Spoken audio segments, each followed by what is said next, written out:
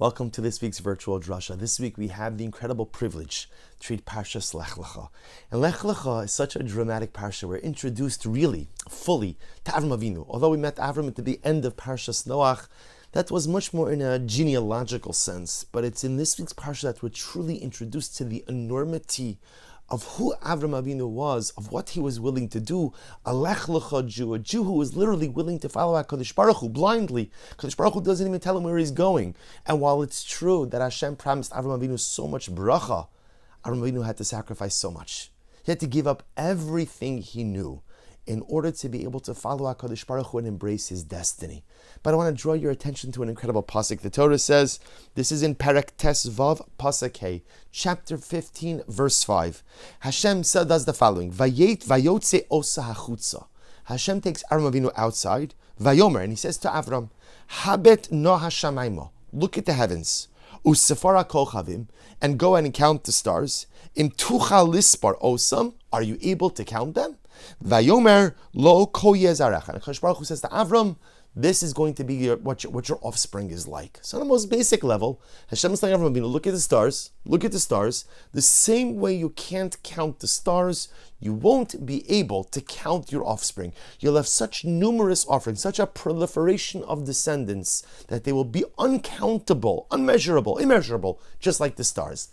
And the Mefarshim all grapple with this, because the truth is, Klal Yisrael, we've always been a minority.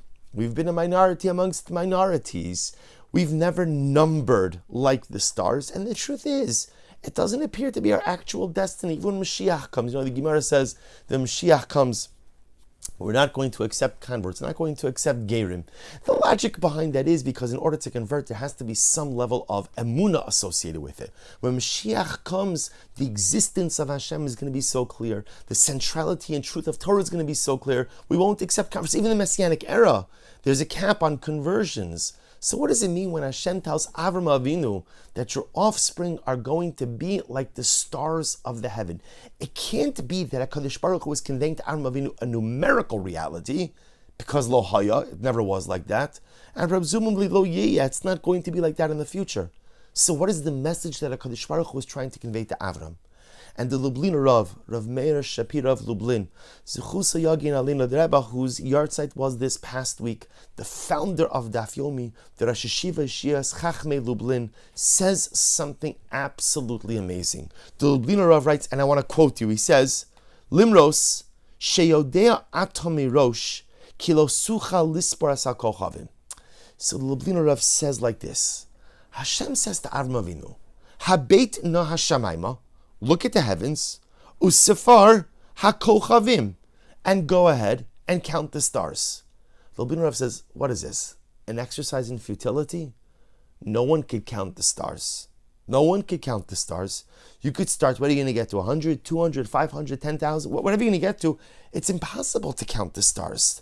The Lublin Rav says, Limrosh Yodea Tamirosh Avram, when you try to count the stars, you know from the beginning, Kilo Sucha Lispar Sakochavim, you'll be unable to. You know from the beginning that not that it's an exercise in futility, but that you won't be able to accomplish the given task. Hare ata mabit hashamayma umenasa lispar. But nevertheless, Avram, here's what I want you to do. Even though you will not be able to count the stars, I want you to look up into the heavens, and I want you to try. And HaKadosh Baruch Hu says, this is the bracha that I'm going to give your descendants. Ko yihiyeh zaracha. So the Lublin Rav reads the pasuk like this: Hashem takes Avram Avinu outside, and there's an exercise. What's the exercise? Seforas hakochavim. Count the stars. Count the stars. Now Avram Avinu, I know what you're going to say. Im tucha lispar osam. Can anyone count the stars? Even though you can't, I want you to do it anyway. And then Hashem gives Avram the bracha. And what does it say? Vayomer lo. Hashem says to Avram, this is exactly the way your descendants are going to be. Ko yezaracha, and writes to the Lublin Rav something absolutely amazing. He says, Ya'izu, Yahinu v'yapilu gam levilti efshari l'mala min hateva. Do you know what the midah that Hashem was telling Avram Avinu? Was that sometimes even when something looks impossible, you still have to try. Even when something doesn't seem feasible, you still have to put in the effort. Avram, count the stars. count the stars. And Akash Baruch Hu preempts the question. I know what you're going to say. It's impossible. Do it anyway. Do it anyway. Because Kol Yihi Zaracha.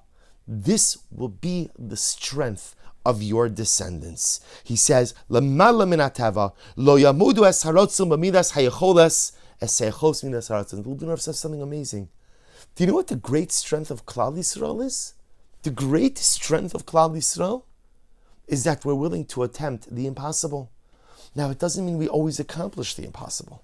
And it doesn't mean that we always accomplish whatever we set out to do. But the beauty, the greatness, the strength of Klal Yisrael is a willingness to engage in something even if it looks impossible.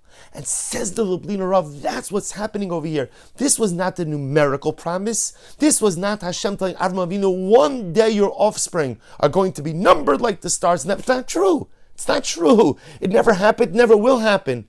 The bracha is the bracha of resilience. The bracha is the bracha of trying. The bracha, Avram, count the stars. It's impossible. Try anyway. Try anyway. Sometimes even that which looks impossible, you still have to attempt. And Avram, if you do this right now, the bracha I give you is the same way you have this midah, same way you have this character trait. Ko yihiyeh zaracha. Your children will have the courage to attempt the impossible as well. Your children will have the courage, to go ahead and try that which looks beyond reach. They'll attempt. Sometimes they'll be successful. Sometimes they'll be unsuccessful. But at the end of the day, they'll have the willingness to try to count the stars, to try to accomplish the impossible. And this is the bracha that we, the children of Avraham Avinu, have. And I'll just mention, it's incredible that the Lubliner Rav was the one who said this, because the Lubliner Rav accomplished impossible things. They told the Lubliner Rav had a vision for a yeshiva. Yeshiva Chachmei Lublin was not an ordinary yeshiva. It was a yeshiva with a dormitory, unheard of. It was a yeshiva that served meals, unheard of. It was a yeshiva that wanted to restore kavod to young men learning Torah, unheard of. They told the Lubliner Rav, it's not going to happen. Too much money, impossible. The Lubliner Rav was willing to engage the impossible. And Daf Yomi, when people told the Lubliner Rav came up with this idea, all of Klal Yisrael should learn the same Blat Gemara. Nah, come on, not going to happen. And what's when they get up to Yevamis? And what's when they get up to Nedarim? No one's going to do it. The Lubliner Rav had many haters, right? Many people who told him not going to happen. But the Lubliner Rav understood sometimes you have to try to count the stars. Sometimes you have to try to attempt to accomplish the impossible, even when everyone around you is telling you can't be done.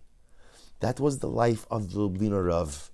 That was the life of Rabbi Meir Shapira. That was the life of Avram Avinu. And that's the bracha that HaKadosh Baruch Hu gives to us, the children of Avram Avinu. Dear friends, how many times in life do we have like an epiphany, a thought, a desire, a want, a dream, and I'm getting excited because I think I could accomplish something, and then that little voice sets in that says, impossible, can't be done, too far out of your reach. Be a bit more modest in your goals, be a bit more realistic in your aspirations. And that little voice, that first, it starts as a whisper, and then it gradually increases to a audible sound, and then it's yelling, impossible.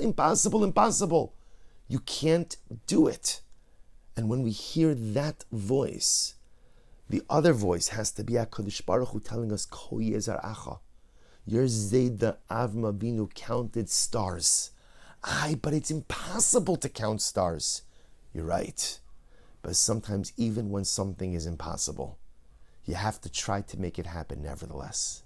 Even when something seems out of reach, you still have to extend your hand as far as it goes. You know, there's another famous vart of Lubliner Rav, fast forwarding a little bit. Same Lubliner Rav, Meir Shapira of Lublin, says that when Moshe Rabbeinu was set afloat in the Nile, so he's in the basket. We all know the story. Fast forwarding a little bit, Chumash Mos. We all know the story. He's in the Nile. Miriam is following along on the banks of the Nile River, and Basya, the daughter of Paro, goes out to bathe in the Nile. She sees the basket. Vatishlach asamasa. She extends her hand, and Rashi HaKadosh quotes the Medrash that says the basket was out of reach. It was really out of reach. But she extended her hand and a miracle occurred, and she was able, her hand extended, she was able to grab the basket. And again asks the Lubliner Rav, I don't understand. I'm sitting on one side of the room, right? My cup of coffee is on the other side of the room. It's 10 feet away. Am I reaching out my hand? Doesn't even make sense. Of course not. I'm not reaching out my hand. I know it's out of reach. There's absolutely no point in trying to grab it. So asks the Lublina Rav, why did the daughter of Paro even bother to extend her hand if the basket was so out of reach? And the Lublina Rav says the same idea. Because sometimes, even if something seems impossible, if you know that it has to get done, you have to try. It's impossible? Okay. Sometimes impossibility doesn't exempt you from trying.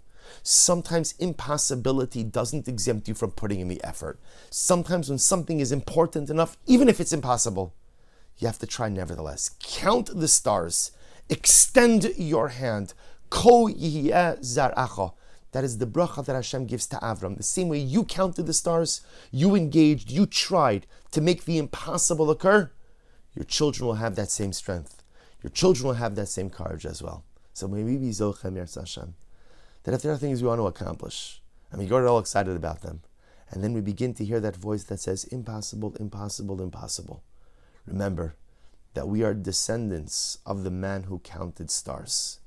We are the descendants of the man who engaged to try to do the impossible. That's the koach we have. Whether we accomplish it or not, it is our sacred task, our sacred duty, and our tremendous privilege to try.